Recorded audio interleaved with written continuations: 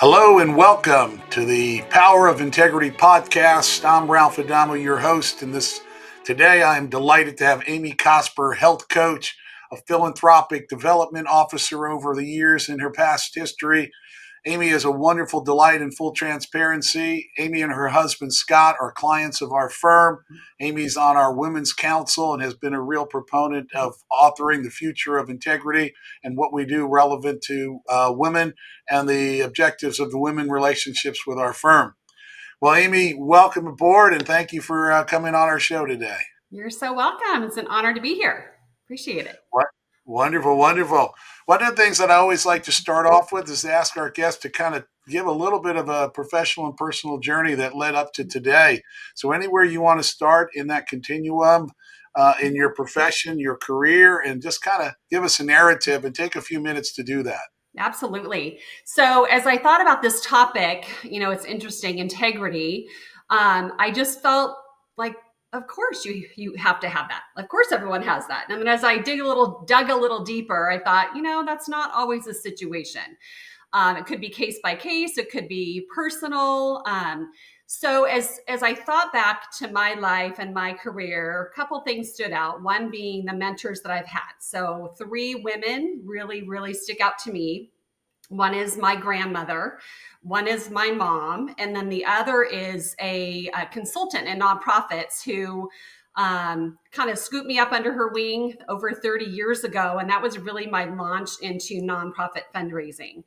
It's fantastic career, spanned, like I said, over 30 years, and absolutely loved it. Worked from beginning at, as a development assistant, doing all kinds of things, in terms of annual giving, events, newsletters, all of that. And then eventually over the years, worked my way up into major gift fundraising, which was what my passion was. It was so fun and so impactful.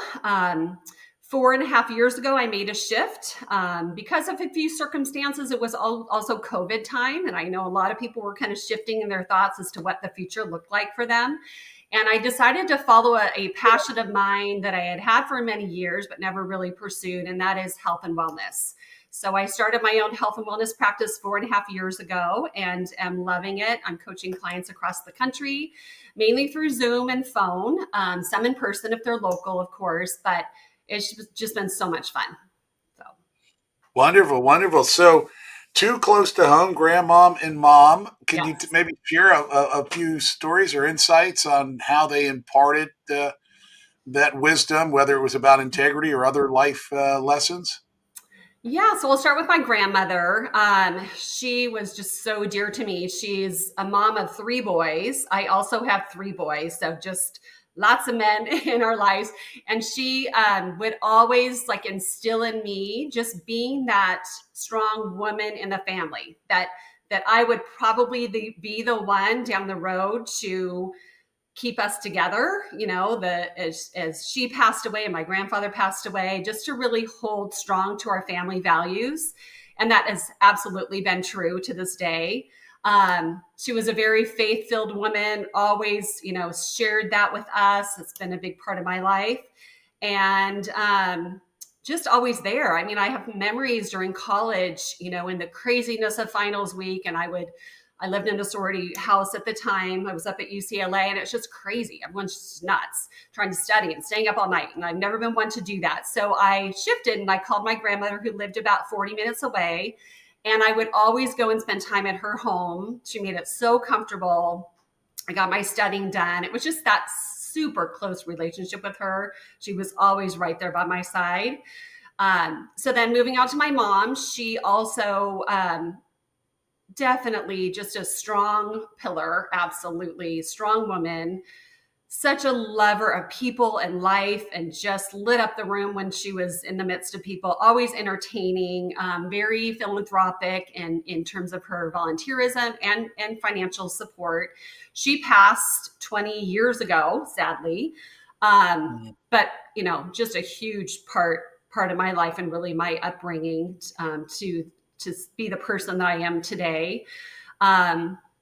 Then the third is a woman who sadly has passed as well, was a bit older when I met her. Her name is was Diane Anderson.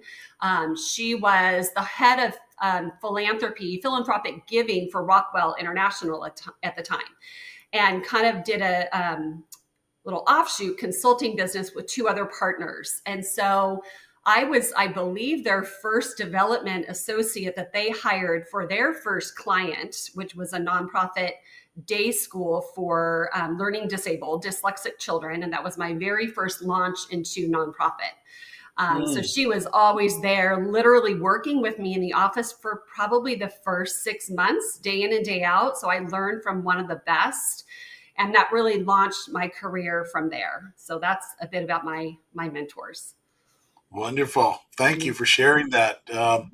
When you think about prioritizing integrity in your life, professionally and personally, can you kind of give a story about how it might have benefited professionally when prioritizing integrity and what went on and transpired? The more we can share, the better.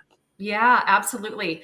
So I'll kind of touch on it in regards to my philanthropy work in the past, but then also with my current work. So in philanthropy, and I think working with those that are giving quite large gifts, it comes from their heart. I mean, they're truly doing it for a reason. I would say, we've learned their why, or I've learned their why in my personal relationship with them, and listening well and just building that relationship over time to really learn about what they're passionate about and how that can align with the work that we do in the institution. So that was such a gift, just to, I mean, you really get to know people, which is so fun. And even though I'm not there anymore, 4.5 years later, I still have really close relationships with some of those major donors. It's really, really special to me. In my work now, I see it really in two regards. One is with my clients, of course. When I think of their why, it's something that they share with me. So there has to be trust there. Again, it goes to getting to know the client, really listening to what they're wanting to gain from their health journey, meeting them where they are, but also knowing that times I need to dig a little deeper with them. For instance, someone may come into, meet me and say, I'm really struggling. I need to lose weight. And that's absolutely the truth. They feel that. However, I know through experience in my own health journey that it often goes a little deeper than that. So I love, and you may have heard, or some of the listeners may have heard of, Dean Graziosi, who has an exercise called 7 Levels Deep. And you can Google it. It's a sheet that you kind of worksheet that you kind of work through. And I believe he has a book. But it's all about that. It's digging deeper. So you just ask those questions, so yes, I understand, I've been there. I felt that. Tell me why losing weight is important to you. How do you see things changing? So then they answer that question.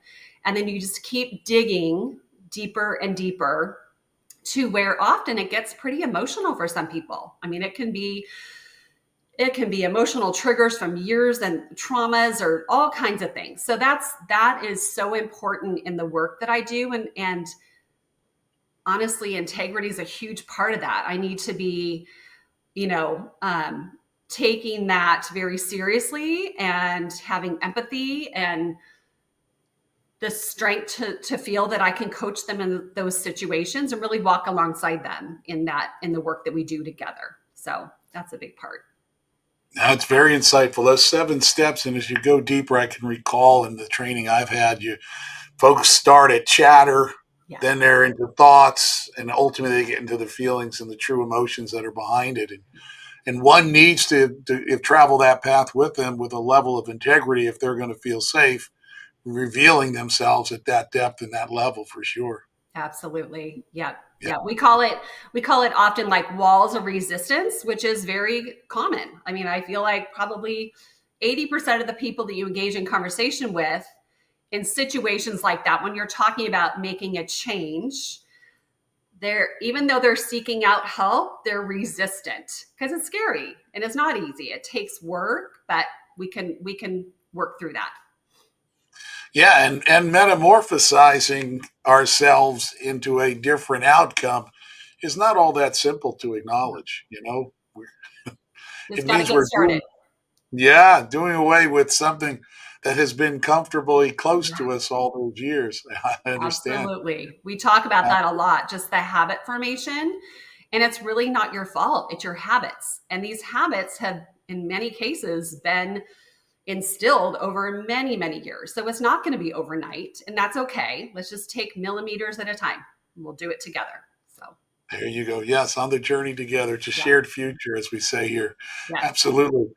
One of the questions I think you uh, might be able to add some real value with our audience was about leadership. You've had roles in leadership, and how Mhm. has integrity played its role when working in that environment where there were other folks reporting to you? And how do you feel that developed the loyalty and relationship with those folks?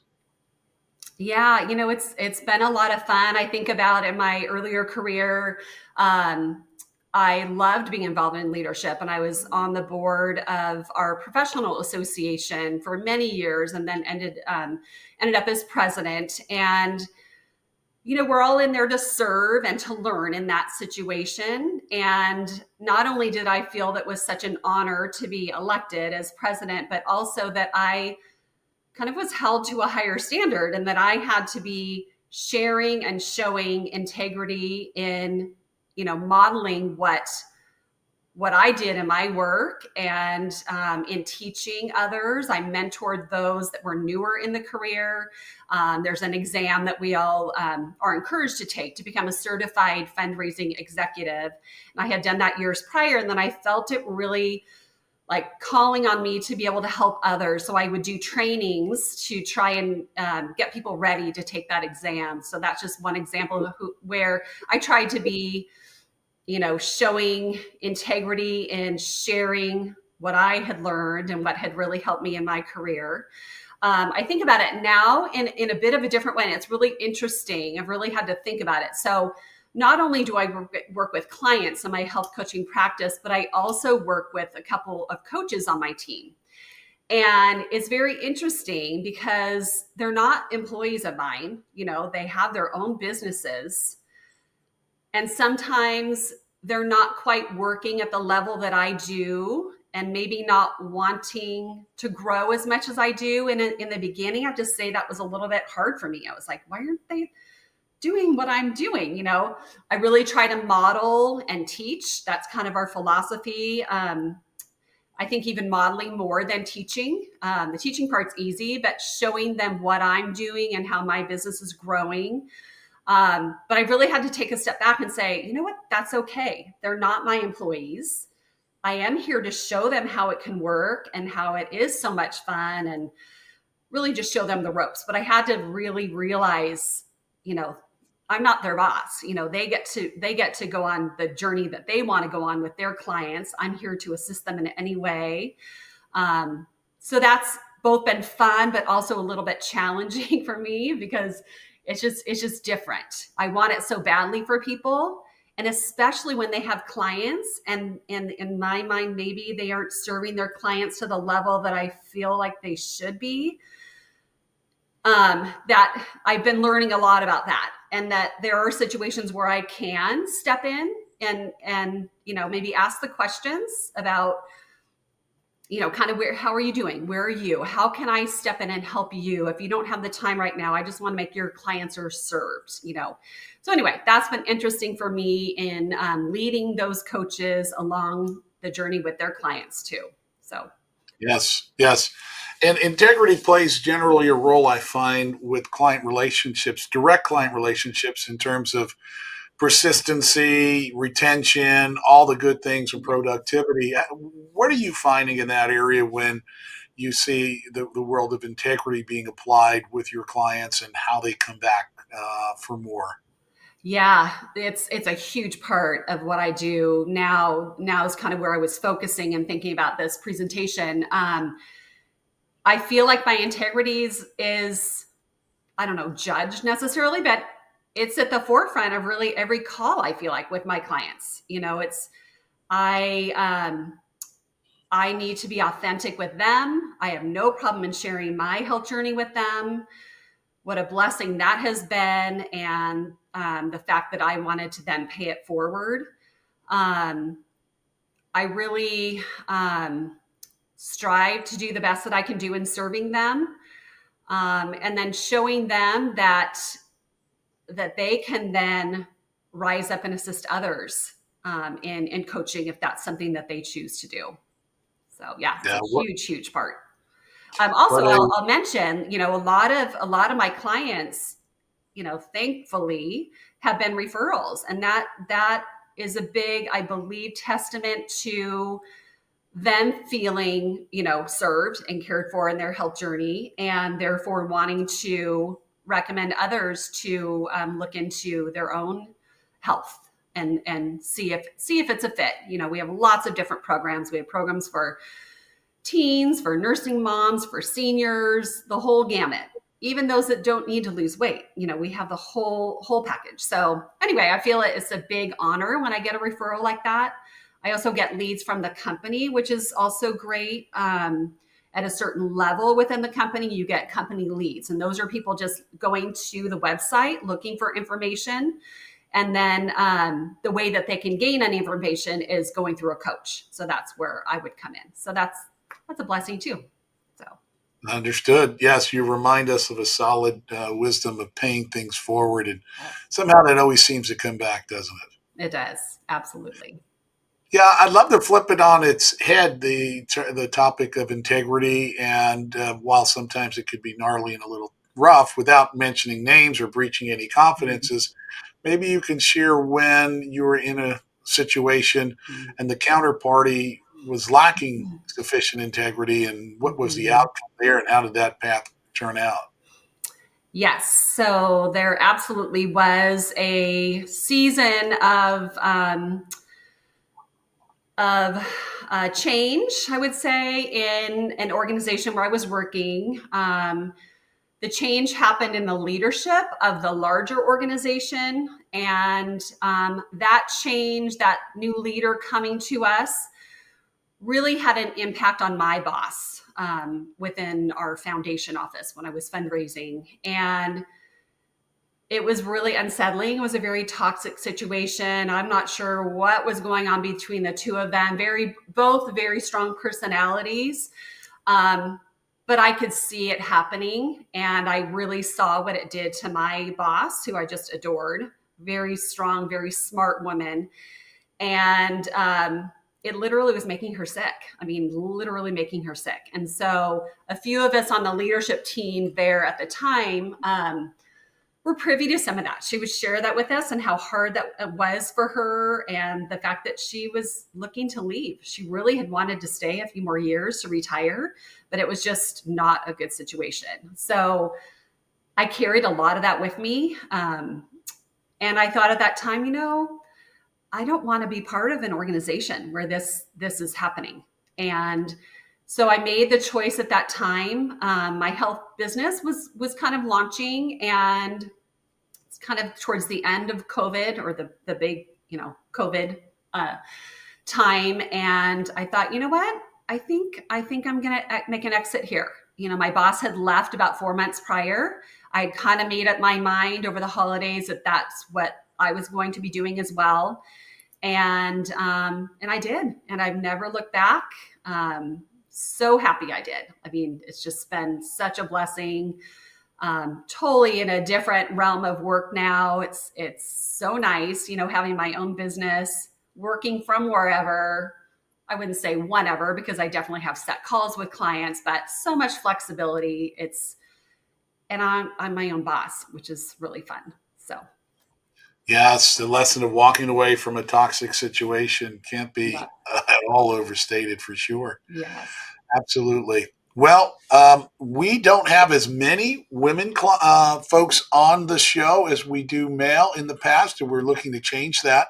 So, one of the things, though, I've not asked prior is maybe with this same flavor is we have a lot of younger folks that tune in. And what would you share with the younger folks about wisdom, and specifically with the younger women who are entering their career path? What are some of those lifelong lessons that you would tell them as they're going down their professional path? Oh gosh, I would say lean on those mentors in your life. Learn from them, link arms with them. You know, you're identifying them for a reason, and hopefully you have a few of those people. Ask questions. Ask questions. I think now, my mom's passed, my grandmother, there's so much I would love to ask. And of course, you learn that as years go on, the wisdom that you gain. You're like, oh, I so wish I could ask those questions. So ask questions. Stay true to your values. There's a lot of opportunity to do good out there. So follow your passions, get involved, whether, it's through organizations, volunteering, through, your college alumni groups. Just be around the people that may have gone a bit before you and may have more wisdom to share. Be open to that. Be curious. And just enjoy the ride. It can be a great, great career and a great life. Wonderful. Yes, enjoy the ride. That they are words for the day and maybe words for a career. Absolutely. Mhm. So we've been here with Amy Cosper, health coach. It's been a delight visiting with you. If any folks want to get in touch with you, what's the best means for them to do that? Sure. I can provide my email address. It's very simple. It's my name, Amy M. Cosper, COSPER @gmail.com. Or by phone. My cell is 949-338-2287. Can always be reached through Ralph's office at Integrity Wealth Management as well, if that's easier for any of you. Wonderful. Yes, absolutely. Well, Amy Cosper, it's been a delight visiting with you. You've shared some pearls of wisdom. I really appreciate you taking the time out for us. And thank you so much for being on The Power of Integrity. You're so welcome. Thank you.